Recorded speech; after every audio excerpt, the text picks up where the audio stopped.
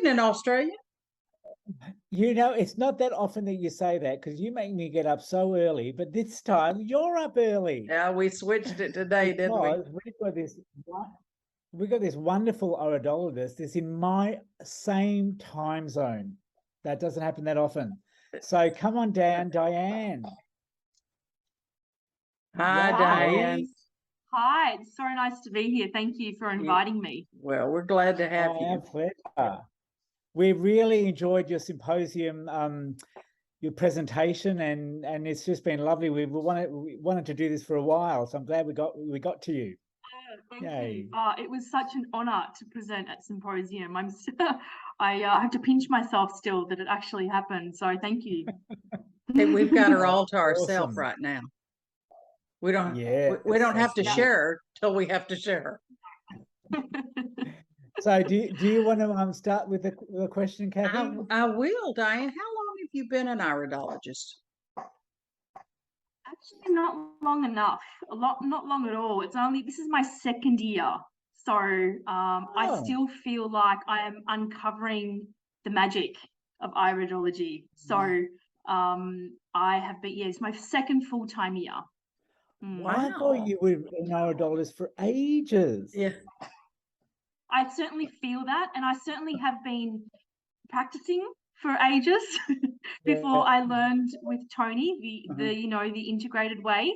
But I really, when people ask me how long have I been qualified and how long have I been actually in a clinical setting, I prefer to say 2 years, because that's when I really feel like I learned all of what I know today, and that I really feel confident in the last 2 years. Yeah. Isn't it a great course? Yeah. I remember doing it through COVID, the first year of COVID, and 2020. And once I pressed play, I just could not stop. And I sat here for days and I did not move. Just every day I sat here until I had it done, because I couldn't stop. I was loving it so much. It was just next level teachings. I really enjoyed it thoroughly. That's a great way to get through COVID, isn't it? COVID lockdowns. This is the thing. If you didn't come out of COVID with at least a new qualification, well, I don't know what you did with your time.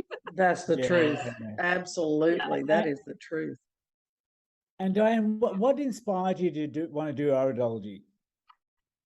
Wow. So back in 2016, I was looking for answers. So I'd come from a space of having severe health issues, and I actually started my health journey way back in 2012. So between 2012 and 2016, I was kind of just finding my way and bouncing from one way of healing to another way of healing, just all exploring different modalities. And in fact, it was actually earlier, about 2015, I came across the Tolmans, and I was introduced to Don Tolman, and slowly I made my way across to Tyler Tolman. And I remember doing some of his courses and listening to him talk about the iris and the sclera.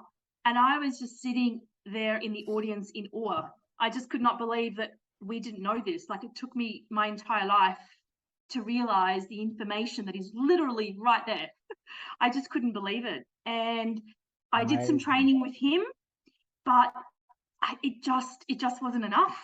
It wasn't enough. And I got my little taste, and I was like, I need more. I felt like it was a drug. I needed more. I needed to know everything. And that's when I came across Tony. I met her at the symposium in 2019, and I actually met you there, Chris. I don't know if you remember. I certainly remember. Yeah, of course. I remember you taking my eye photos, and I was just and I was in awe of you both, just listening to you speak, and I just needed to do the course. So I signed up there and then to do Tony's course, and I have not looked back. I really haven't. It was just mind-blowing to me that we could just see so much information just by looking at somebody's iris. It's so many answers right there. And so my inspiration initially came from the Tolmans, but then doing Tony's course was just next level for me. Yeah, that's great. Fantastic. That's great. Awesome. And it was a great conference. It was lovely to meet you there. Fantastic. Yeah. So in your 2 short years, I know it feels like longer, feels like ages. Do you have a favorite iris sign or a favorite iris? I actually do. And, I thought a lot about this question because I actually found it hard to pick just one. And so what I did was I opened up my own iris, which is where my journey began, looking at my own eyes. I remember the day that I first saw my iris up on a big screen and the things that I noticed about my iris. And actually, one of the first things I noticed were my contraction furrows. And I think if I had to list my favorite sign, it would be number one, because it just helped me so much understand me and accept me. And finally, I had the missing piece of why Di is this way. I felt like, love it. I just, I kind of hugged myself because I'd gone through life not really understanding why I couldn't concentrate in school and why I got bored easily and distracted easily, and why my mind was always 5 steps ahead, and why I was constantly multitasking, and why I was so empathic and I would feel things so deeply. I thought there was something wrong with me. I just didn't understand it. And then when I learned about contraction furrows, I had this massive awakening, and I thought, oh my God, yes, that's me. And actually, now when I see other people that come into the clinic with the same sign, and I ask them those questions, do you feel this way? And does this ever happen to you? They're like, how do you know that? And to see their face light up, finally they have an answer for why they feel a certain way. That's just magical. It's really magical. So contraction furrows and, beyond, the pancreatic dialysis and beyond really helped me accept me and my journey and all of what has gotten me to this very point. That is so beautifully said. You Love put that it. so well. Oh, it just touches me to hear that. But you think about contraction furrows and you think about the things you just said, that you just laid out there, and how many people are so confused by that they go to a doctor and a doctor will label them so they can treat them with a drug to suppress that. And it's you. They're Totally. suppressing you. It breaks my heart though that people are like they are and they think they're broken. And then they have to go find someone to label them or put them in a box so they can now have a drug to suppress who they are. And we don't allow that to come out. And we encourage in iridology to if it's getting away from you, we teach you, or we should be teaching you as a practitioner, what the proper tools to use or the proper nutrition to use or the proper oils to use to help balance that. You want to bring the balance. You don't want to numb that. Wow, Diane, you just went down a beautiful little rabbit hole that I think will touch many people's lives that have the contraction furrows. That's going to stick with me for a long time. Thank you. And you totally speak to my heart too, and you hit the nail on the head there, because the information that we're able to get, even just from contraction furrows, helps to give people their power back.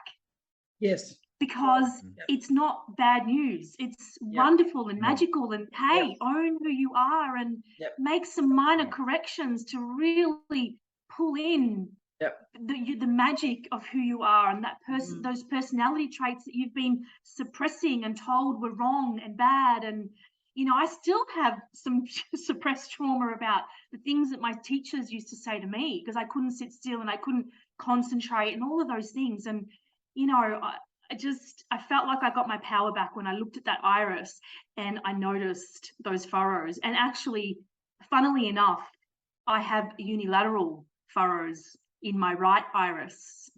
And, I could talk for 10 hours about the relationship or lack thereof with my father, and just understanding, all that emotional context that Tony talks about in the Mind Matters. I was reading it again this morning, just refreshing my memory, and I'm like, oh, you know, wowzers, that is me. And I'm not broken. I am totally magical and whole. And it's just, you know, it's beautiful to have that level of understanding. And for a long time, I referred it to the furrows as stress rings or nerve rings, and actually those terms don't resonate for me. So I've nicknamed contraction furrows to the rings of ambition.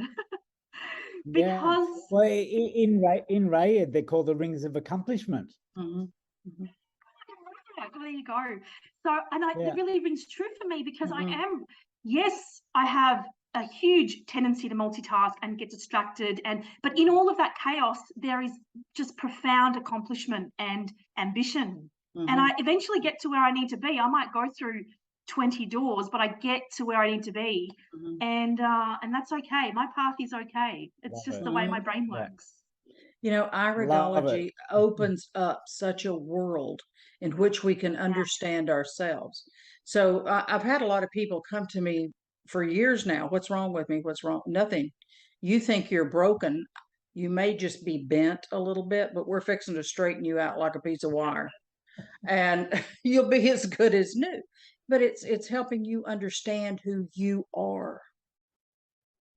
You, because that eye print is like your fingerprint. It is you. No one else. No one else. Yeah. Oh, wow.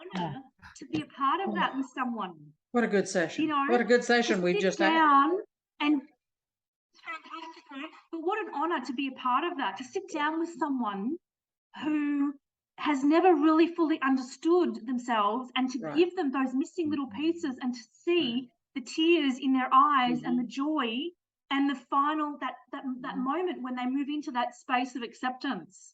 Wow, now I know, right? It's just it's allowing them to look at themselves through their own eyes, not through someone else's eyes. I mean, I was always looked at through my your parents look at you with nothing but complete love.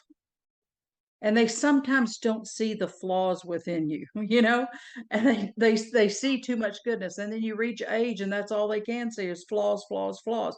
They see themselves coming out in you. And then they want to direct that. They want to redirect it. Show me who I am through my own eyes. Let me see myself through my own eyes. It's a beautiful venture. Beautiful. Yeah. I love passion, Diane. It's great. Yes. But let's play a game. Let's play a game. We'll play a game. Pick one. Pick a number between 1 and 36, Diane. 22. Did you say 2? 22. 22. That's my favorite number. That's my number. It's my angel's number.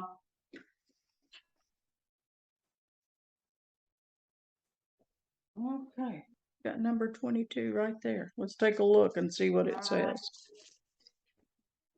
Oh, this is going to be an perfect. Original question. No one picked that number before. This is yes, we've had this number. We rearranged. Oh, we have. Okay. We have had this question before. It's new to her, of course. And I can't wait to hear the answer. I cannot wait to hear the answer. Okay, Diane, you ready? Oh. What 3 individual words would you use to describe iridology to someone who has never experienced it? And we were just talking about this. 3 words. Oh, at the top of the list, self-empowerment. That's definitely the first word. The second, we're just talking words, not statements. This is your time. We can you run with it like you want to. All right. So 1, self-empowerment. 2, I'm going to go with the statement. The information you need to serve yourself on the deepest level. So self-service. Let's go with that. Perfect. And 3. Wow. Yeah. And 3, the acknowledgement and validation you need to understand that you are not broken. You just need a bit of a course correction. Yeah. Perfect. So validation. I love that. Ditto to everything she said. I'll have what she's having. But I also love just the soul blueprint. It's like a blueprint of it's like Google Maps of your history, it's like the what your ancestors have not been able to solve themselves, so they've handed them to you. Whether that's And lessons, physical, emotional, mental. It's so funny you say that, actually. And if I can just share this, when I first saw my iris, this was before I did any of Tony's teachings, I looked at my iris and I was a little bit sad because I saw all the orange pigment and the brown pigment, and I was told that they were toxic spots and soras and all these negative words were being used. And I felt like, oh, why did I do that to myself? Why did I live a life addicted to sugar and Panadine Forte and all the things I've done in my past, right? But then, when I learned more through Tony, I took a fresh look at my eyes and I realized actually how magical was, this is my story. This is my journey. Why would I want to undo any of it? Why would I want to? It's unique to me. Exactly. Nobody else on the planet has lived my life and walked in my shoes and experienced all the things I have. And most of it is right there. And when I see my iris now, I'm like, oh, I know where that came from, and I know where that came from. It's all those beautiful generations before me and all the things that I've done to this very moment. So why would I want to dismiss or not love that? You really have captured the essence of iridology, and it's beautiful to hear you. Love it. Thank you. I just love iridology so much, and I still feel like on some days I still feel like I don't know anything, and that's okay because I'm learning, and I just keep putting one foot after the other. And so, to whoever else might ever listen to this who feels like they really don't know what they're doing, we all feel like that. I feel like that most days, but I've got my books here and I've got my resources and I'm constantly referring to them. And I hope someday to be a master like the both of you and like Tony, where I can just rattle things off without even having to refer to a page. That's my dream, and I will Love it. keep going until I get there. So Diane, I've been doing this 27 years and I still feel the same way. There's always something else to learn. You can never stop learning. Never. Yeah. And every day, every day I pick up something. Every day. Yeah. Awesome. That is great. Well, Diane, it's been you. such a pleasure to chat to you. Yes. It's been I was so excited. I don't know if you could see my messages when you reached out. So excited. I'm like, I squealed. So thank you for thinking of me. It's been an absolute joy to be here. Thank you. That's great. Thank you so much.